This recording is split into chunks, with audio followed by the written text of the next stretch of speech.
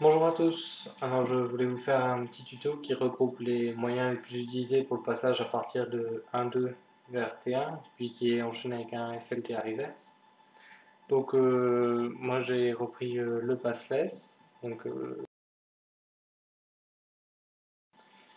la variante très connue et très utilisée avec le charge reverse, le back to FLTA, pardon, voilà. Et après un genre de back ou néo-back suffit une sorte de charge reverse aussi enchaînée avec un tiers reverse.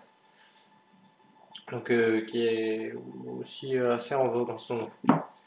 Alors, donc pour le passelet, c'est un néosonique enchaîné avec un FLT reverse. Ça va paraître tout con, mais il faut quand même au départ bien lancer perpendiculairement le mode. J'entends bien le majeur ici pour pas qu'il gêne la rotation après.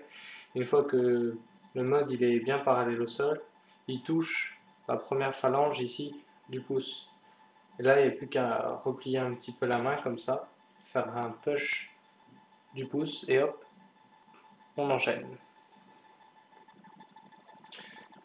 Voilà, alors il faut bien replier les trop bas du bas pour réceptionner, comme ça, en T1 ou en 1-2. Ça dépend ce qu'on veut faire après. Par exemple, le prendre encore avec le pouce, ça permet de faire aussi des focs un peu comme pour le Korean Pass, mais choses comme ça.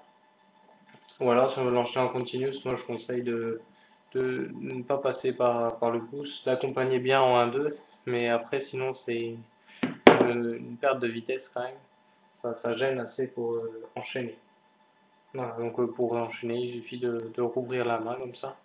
Donc ça fait assez esthétique, c'est un truc que je trouve assez classe. Voilà pour celui-là. Alors après, dans l'enchaînement comme ceci, où on rajoute un charge reverse, le plus compliqué c'est bien sûr le charge reverse.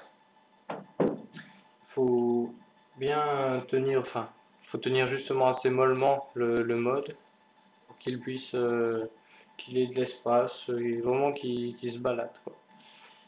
Donc après le néosonique, on prend comme ça dans une sorte de petite cuvette, pas trop fermée. On fait le charge comme ça reverse avec un mouvement de la main qui passe en fait du palm side au palm down. Donc ça fait tourner le mode comme ça, puis on enchaîne tout simplement avec la vitesse, avec le FLT reverse. Voilà. Alors après, le back to FLT reverse, donc qui est assez utilisé aussi, notamment par Young à un moment qu'il l'utilisait pas mal au début pour commencer ses combos comme ça. Alors c'est un back et un FLT reverse.